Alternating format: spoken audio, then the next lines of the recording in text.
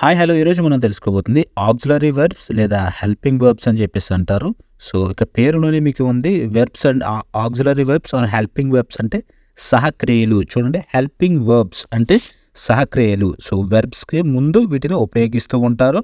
So ఇవి ఎన్ని రకాలుగా ఉంటాయో మనం చూద్దాం. చాలామందికి అర్థం కాదు ఏవి ఎక్కడ యూజ్ చేయాలో, యామ్ ఎక్కడ యూజ్ చేయాలి, ఈజ్, ఆర్, వర్స్ వీటిని ఎక్కడ యూజ్ చేయాలో చాలామందికి తెలియదు. సో వీటి కోసం ఈరోజు పూర్తిగా తెలుసుకుందాం ఈ వీడియోలో. సో ఆక్సిలరీ వెర్బ్స్ ఎన్ని ఉంటాయి, వాటిని ఎలా యూజ్ చేయాలో ఇప్పుడు చూద్దాం. సో ఆక్సిలరీ వెర్బ్స్ యొక్క అర్థం, తెలుగులో అర్థం వచ్చేసి ఈ విధంగా ఉంటుంది. 100% ఇట్లా నేను చెప్పను.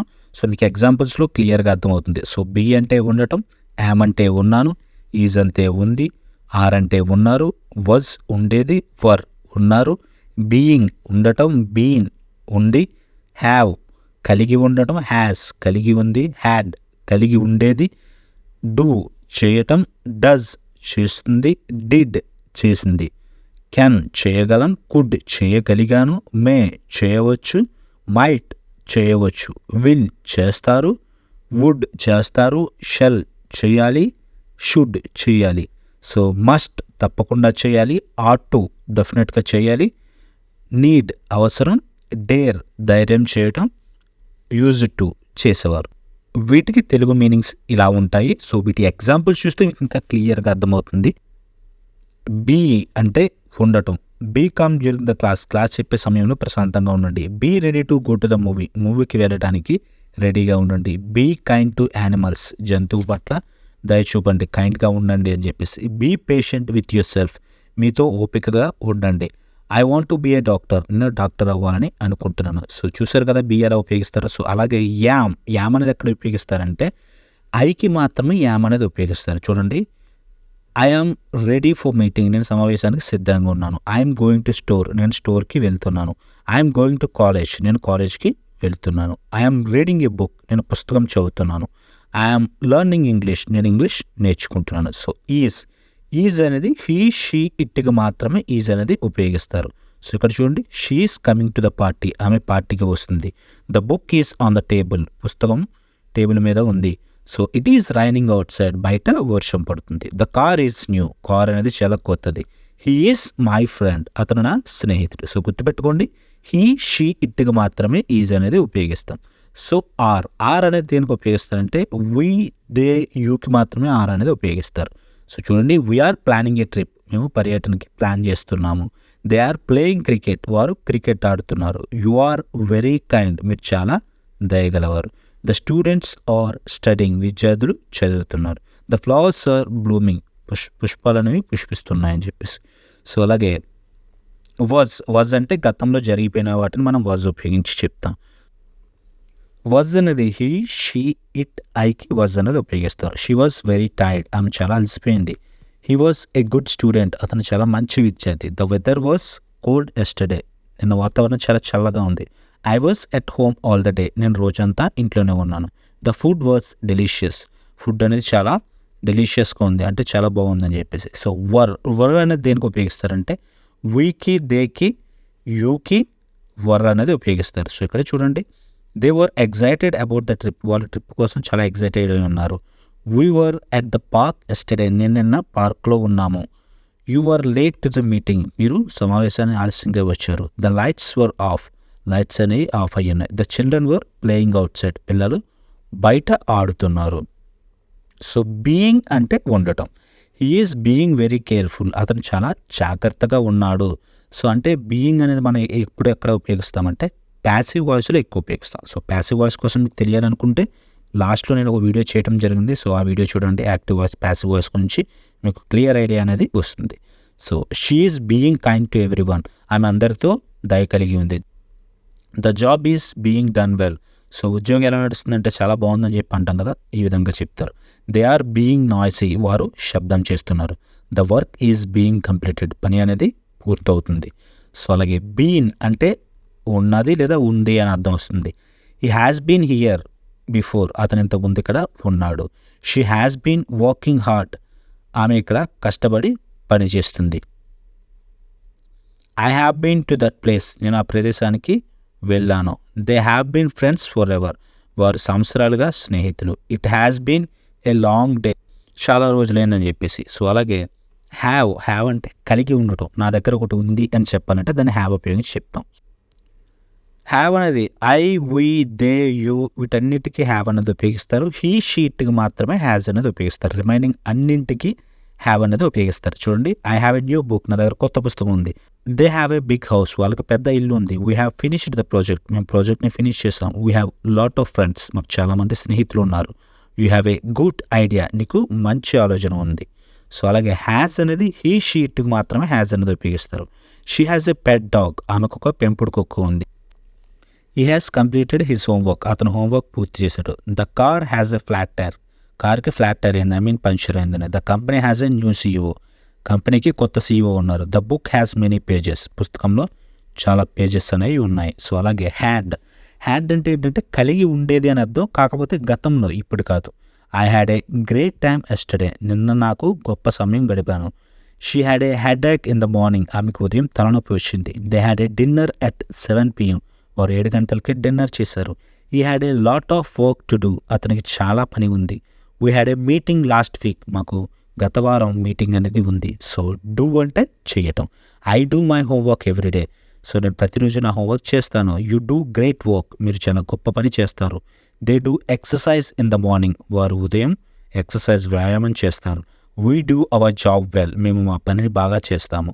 వీ డూ అవర్ బెస్ట్, మేము మా వంతు మేము కృషి చేస్తామని చెప్పేసి.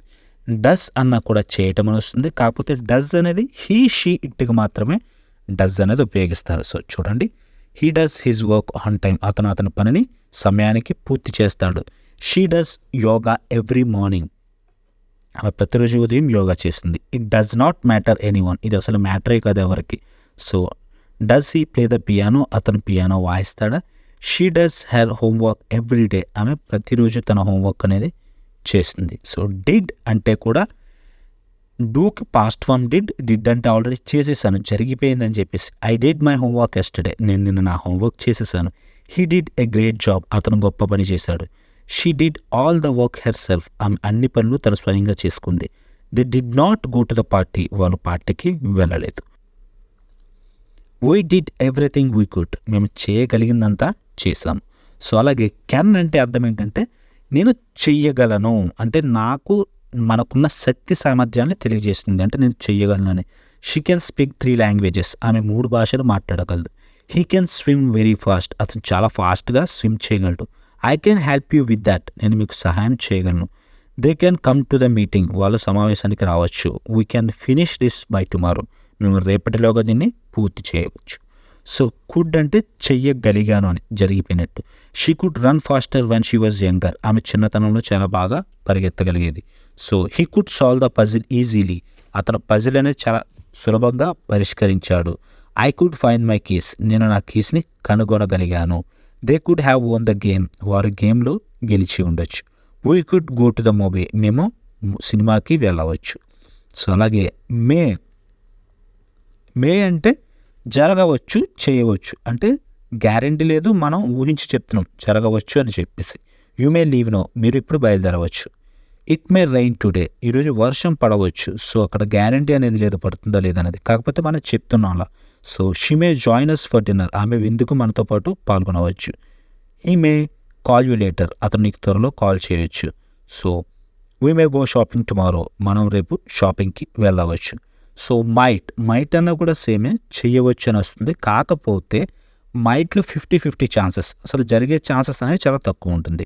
So she might be late to the meeting, ఆమె సమావేశానికి ఆలస్యం కావచ్చు. He might visit us tomorrow, అతను రేపు మనల్ని కలవచ్చు.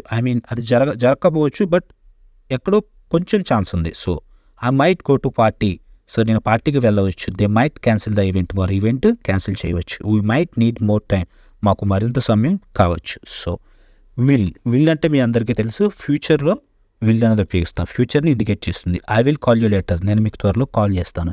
She will finish the project by tomorrow, రేపటిలోగా ఆమె ప్రాజెక్ట్ని పూర్తి చేస్తుంది. They will attend the meeting, so వారు సమావేశానికి హాజరవుతారు. హీ విల్ హెల్ప్ యూ, అతను మీకు సహాయం చేస్తాడు. Who will go to the movie to night, మేము ఈరోజు సాయంత్రం మూవీకి వెళ్తాము. సో వుడ్ అంటే కూడా చేస్తారని చెప్పేసి he would go if he could, అతను వీలైతే వెళ్ళేవాడు. She would like some coffee, ఆమె కొంచెం కాఫీ అనేది కావాలి. So I would help you if I had a time. నాకు సమయం ఉంటే నేను నీకు సాయం చేస్తాను. They would have stayed longer but they had to leave. వాళ్ళు ఇంకా ఎక్కువ కాలం ఉండేవారు కానీ ఇక్కడి నుంచి వెళ్ళిపోవాలి వాళ్ళు. So we will be happy to assist you. మేము మీకు సహాయం చేయడానికి చాలా సంతోషిస్తాం. షెల్ అన్న వీళ్ళన్న సేమ్.